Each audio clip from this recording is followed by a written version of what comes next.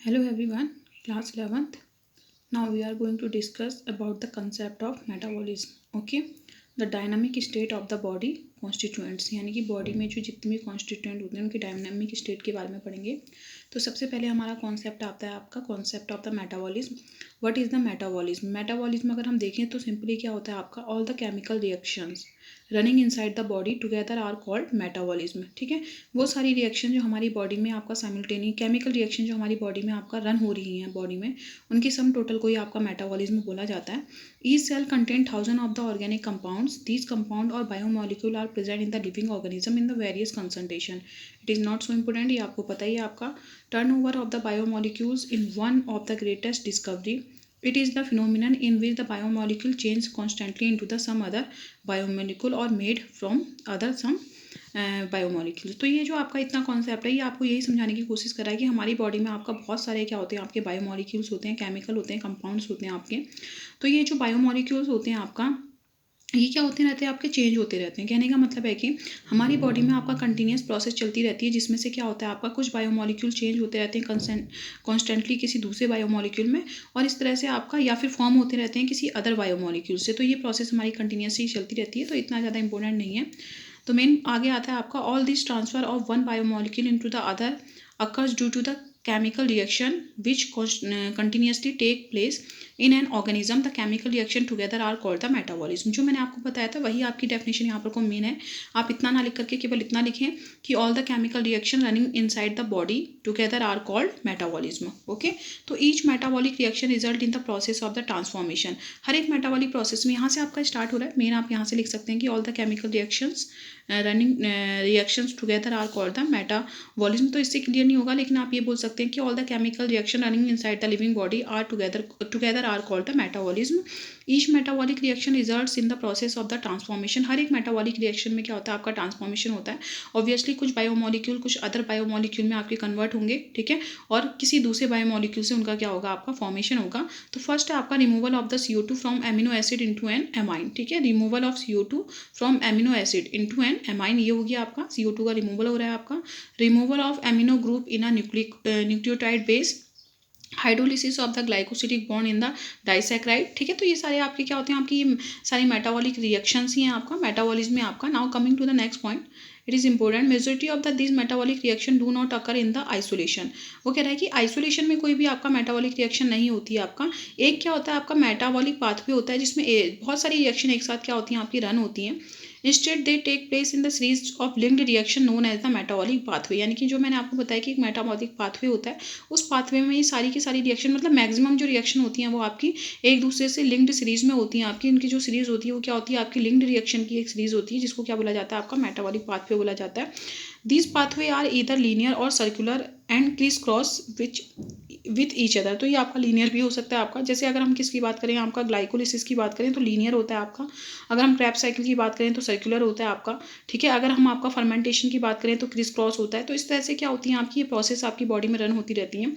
Flow of metabolites through metabolic pathway has a definite rate and direction. तो जो आपका flow होता है मेटाबोलाइट्स का थ्रू द मेटाबॉलिक पाथवे, उसके पास एक आपका डेफिनेट रेट होता है, एक डायरेक्शन होती है.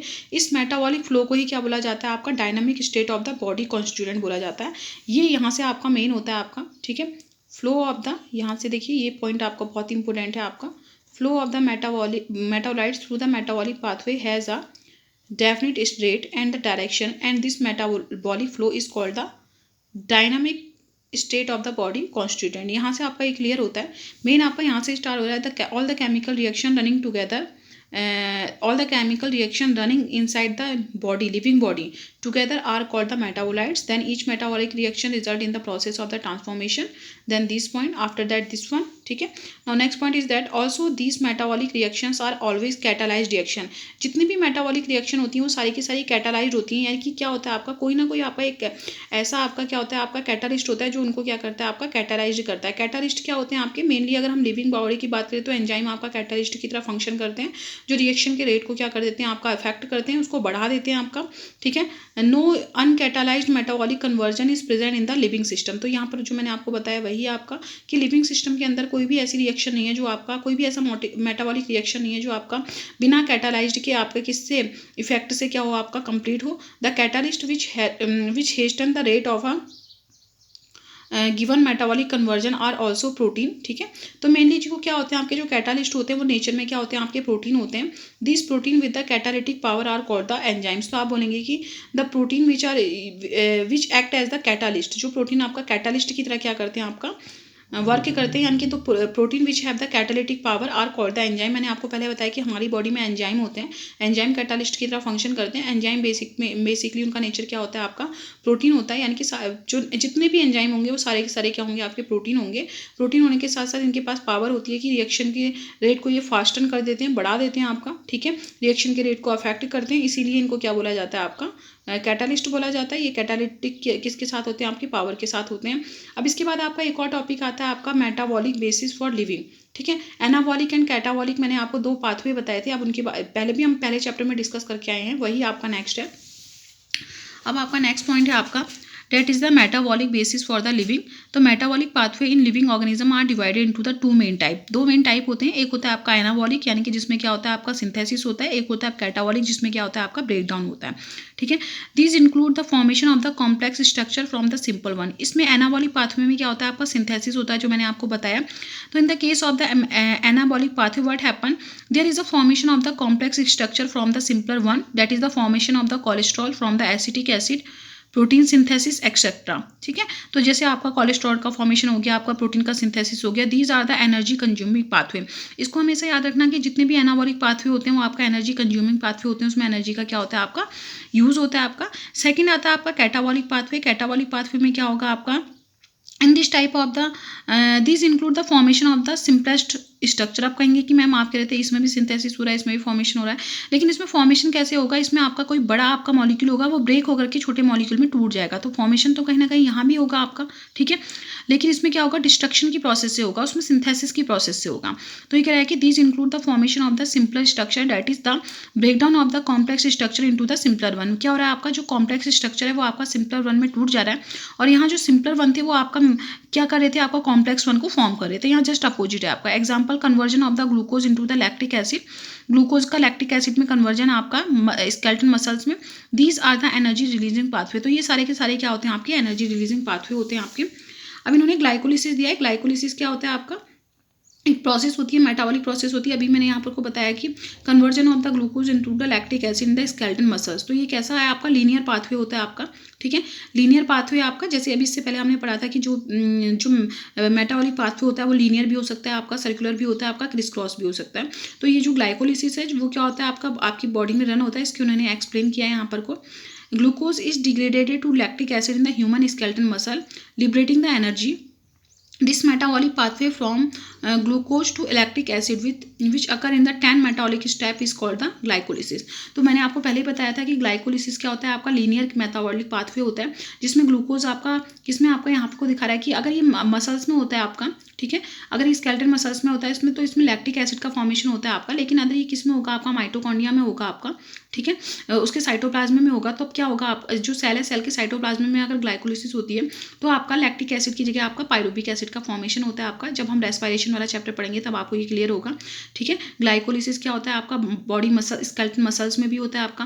ग्लाइकोलिसिस आपका सेल के किसमें साइटोप्लाज्म में भी होता है। जब सेल के साइटोप्लाज्म में होता है तो क्या होता है आपका ग्लूकोज से किसका फॉर्मेशन होता है आपका पायरुविक एसिड का। दो मॉलिक्यूल पायरुविक एसिड के फॉर्म होते हैं। लेकिन अगर ये आपका स्केलेटन मसल्स में होता है तो ग्लूकोज से किसका फॉर्मेशन होता है आपका लैक्टिक एसिड का फॉर्मेशन होता है आपका। This process complete in the 9 किसमें आपका 10 मेटाबॉलिक स्टेप में कंप्लीट होती है आपकी। 9 रिएक्शन इसमें रन होती है आपकी मेटाबॉलिक रिएक्शन, इसको ग्लाइकोलिसिस बोला जाता है।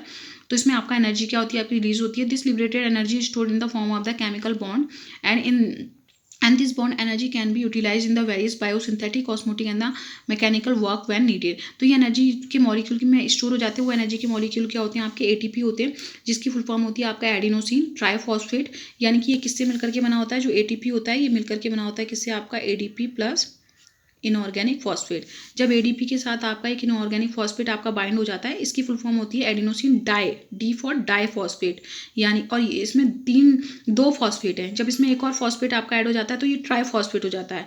तो ये है adenosine try phosphate, T for try, और ये आपका एडिनोसिन बाइफॉस्फेट, ठीक है, एडिनोसिन डाइफॉस्फेट, डी फॉर क्या हो गया आपका 2, ठीक है। तो the most of the important form of the energy currency present in the living system is the bond energy in the chemical compound of ATP. तो हमारे जो लिविंग सिस्टम होता है उसमें जो आपकी एनर्जी होती है वो मेनली किसके फॉर्म में होती है, आपकी बॉन्ड एनर्जी के फॉर्म में होती है, यानी कि एटीपी के फॉर्म में पाई जाती है। आपका एटीपी कैसे फॉर्म होता है आपका, जब एडीपी प्लस क्या हो गया आपका इनऑर्गेनिक फॉस्फेट, यहाँ पर कुछ साथ में आप क्या लिख सकते हैं, एनर्जी भी लिख सकते हैं। एनर्जी क्या होगी आपकी, बाइंड होगी, तो इससे इसका क्या होगा, आपका फॉर्मेशन होगा।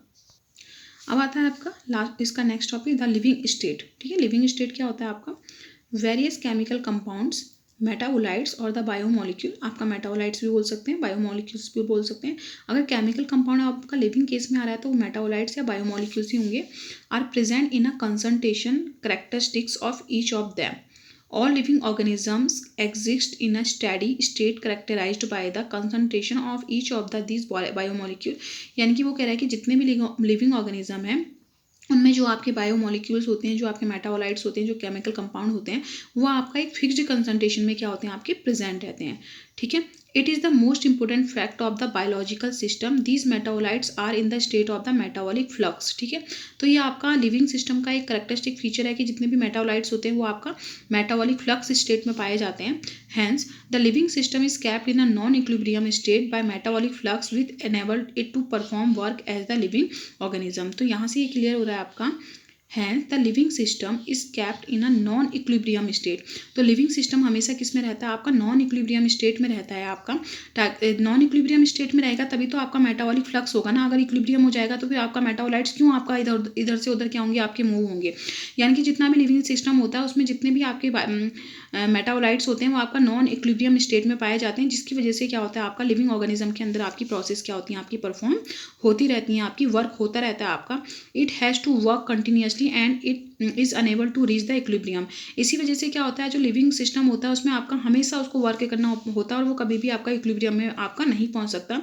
Therefore metabolism is helpful in providing a mechanism which enable energy production. फिर क्या होता है, आपका मेटाबॉलिक प्रोसेस रन होती है जिससे क्या होता है, आपका एनर्जी का क्या होता है, आपका प्रोडक्शन होता है आपका। और यही एनर्जी हमारे वेरियस मेटाबॉलिक जो हमारी बॉडी की प्रोसेस होगी, जैसे रेस्पायरेशन हो गया आपका, एक्सक्रीशन हो गया आपका, ठीक है, इजेशन हो गया आपका, बहुत सारी प्रोसेस होती हैं आपकी, ठीक है, ब्रीथिंग हो गया, उसमें जितनी भी रनिंग हो गया आपका, वर्किंग हो गया, तो उसमें जो भी एनर्जी आपकी यूटिलाइज होती है उसके लिए एनर्जी कहाँ से आती है आपकी, this energy coming from the metabolic reactions. It can be stated that the living state and the metabolism are synonyms and are synonyms and are correlated। तो ये कहा जा सकता है कि जो लिविंग स्टेट है और जो मेटाबॉलिज्म है वो एक दूसरे के क्या हैं, आपका सिनोनियम्स हैं आपके, और कोरिलेटेड होते हैं एक दूसरे के साथ। Thus metabolism and the living state are incomplete without each other. Obviously metabolism और आपका जो लिविंग स्टेट है वो एक दूसरे के बिना क्या होगा, आपका इनकम्प्लीट होगा, क्योंकि लिविंग स्टेट में हमेशा क्या रहता है, आपका नॉन इक्विलिब्रियम बना रहता है। जब नॉन इक्विलिब्रियम बना रहेगा तभी जाकर के क्या होगा, आपका मेटाबॉलिक प्रोसेसेस क्या होंगी, बॉडी में रन होंगी।